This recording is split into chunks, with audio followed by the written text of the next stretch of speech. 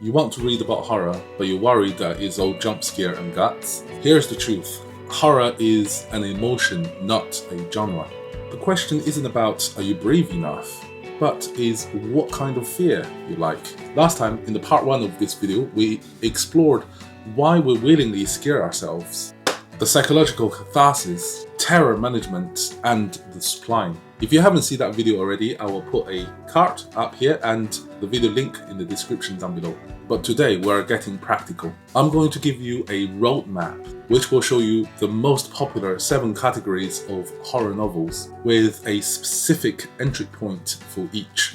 Whether you are a total beginner or a seasoned reader looking for something new. Quick note before we dive in, you will notice that I have left out Japanese horror novels. No Ring, no Audition. That's not an oversight. Japanese horror is its own rich, terrifying world, and it's actually the subject of part 3 of this series, coming in next Sunday. So if you want to understand why Uzumaki and Battle Royale hate differently, please hit the subscribe button. For now, let's focus on the 7 categories of horror, and more importantly, which is the right one for you.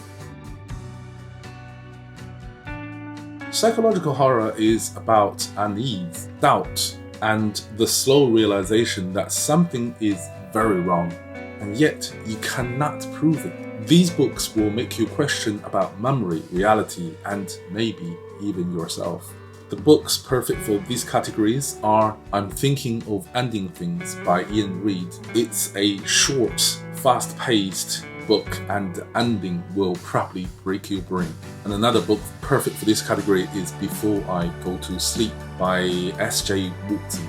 This book is about amnesia, and it's just beautifully told. Although it's set in a very mundane setting, the horror element is present every single page. Brilliant. The last one for this category is The Shining by Stephen King. This is a classic.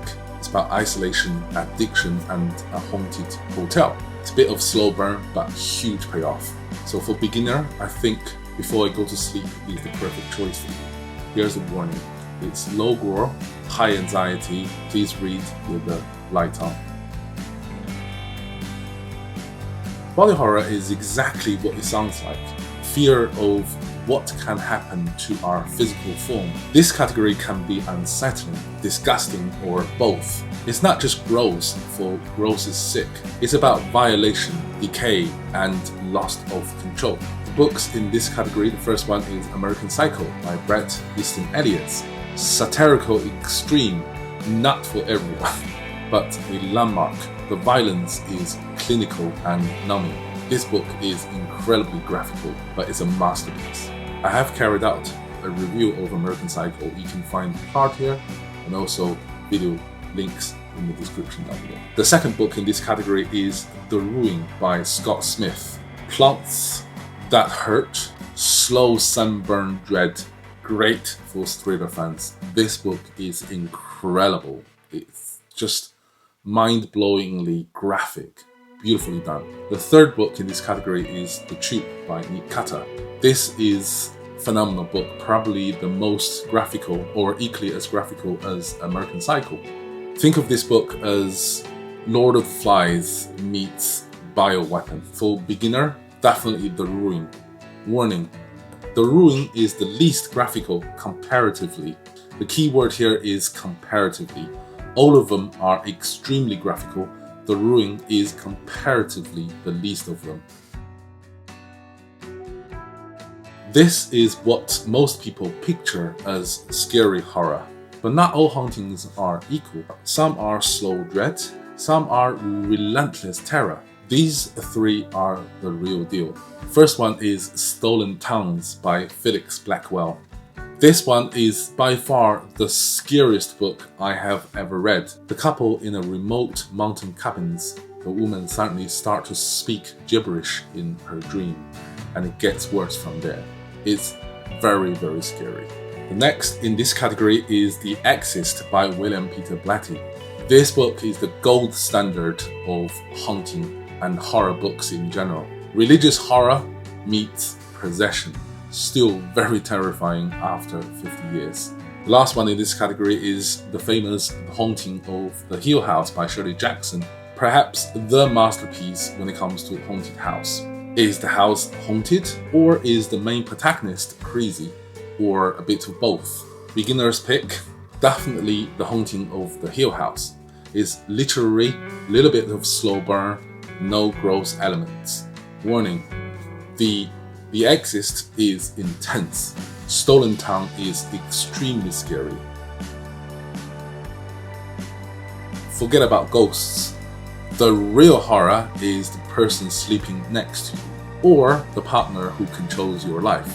These books makes a kitchen scarier than any cemetery. The first in this category is Deloria Claribon by Stephen King. A woman accused of murder confesses her entire life. No supernatural elements, just abuse, duty, and a solar eclipse. This is a masterpiece. And if you're new to Stephen King, this is definitely the book to start. The second one is Let's Go and Play at the Adams by Mandel W. Johnson. This book is very dark. Children kidnap their babysitter. Out of print for a very long time, but thanks to Paperbacks from Hell, this is now back in print. You can get Kindle edition as well as paperback editions. This book is only for the very strong stomachs. Beginner's pick, definitely Deloria Claribon. Emotional, rewarding, disturbing, amazing read. Great if you just start with Stephen King. Warning, Let's Play at the Adams is extremely disturbing. Do not recommend it very casually. If you're going to pick up this book, be mentally prepared for what is coming at you. These books are graphical, transgressive, and deliberately upsetting. It is not a starting point, but a destination. The first one in this category is Off Season by Jack Curriam. This book gives birth to the Splatterpunk movement. It involves in cannibalism. It's relentless, a classic for a reason. The next one is Gut.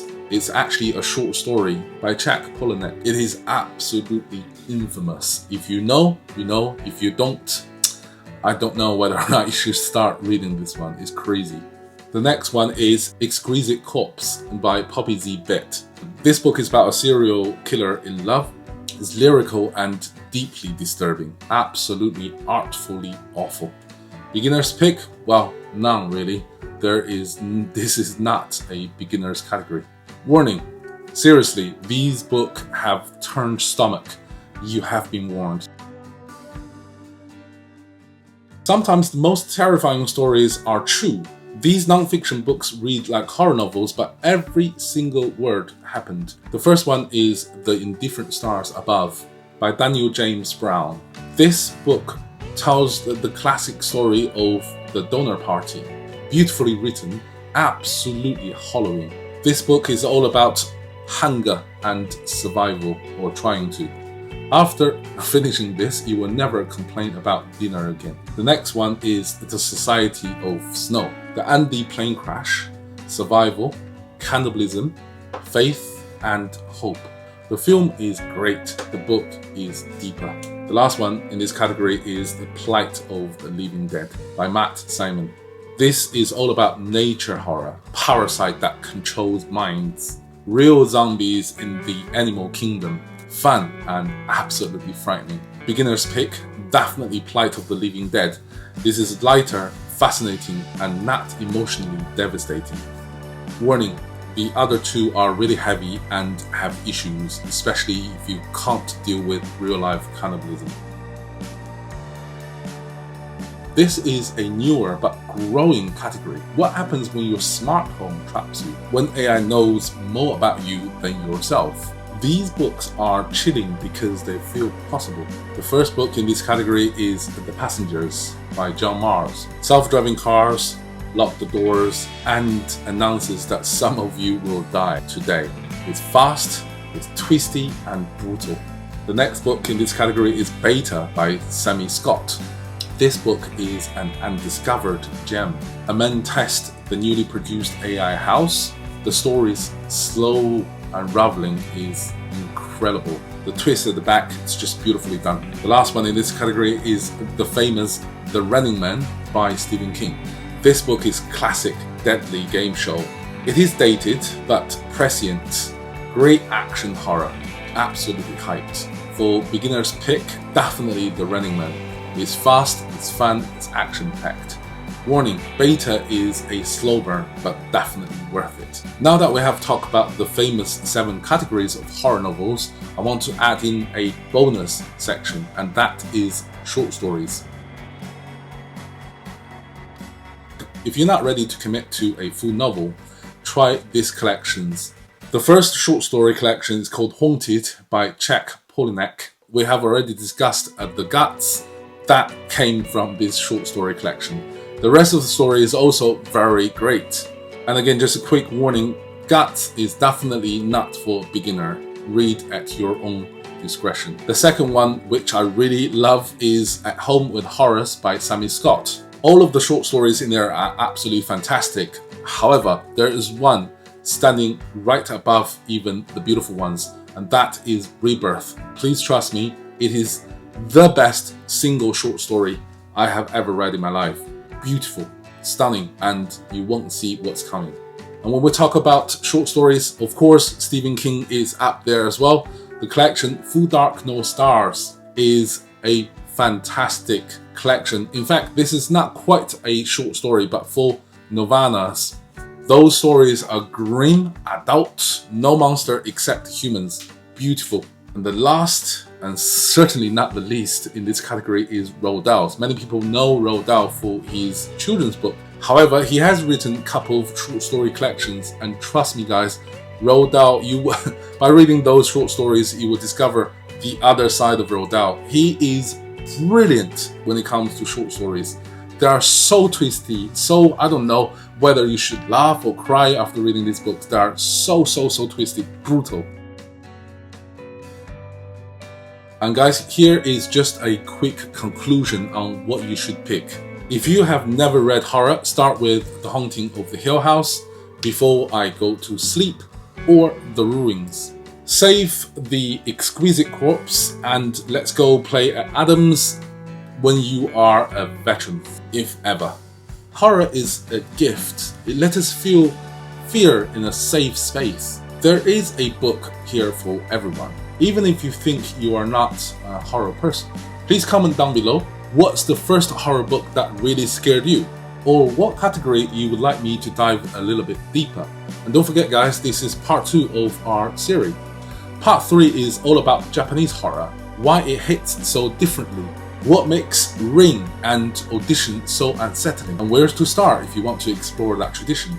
The video is coming next Sunday, so please hit the subscribe button so you don't miss that episode when it comes out. And guys, that's it for this episode. I hope you have enjoyed the video and the recommendation contained within the video. If you do so, please give it a thumb up, share it with your friends, and hit the subscribe button. And I will see you in the next episode. By the way guys, I will still be uploading the normal book reviews every Wednesday. Okay guys, until next time, cheerio.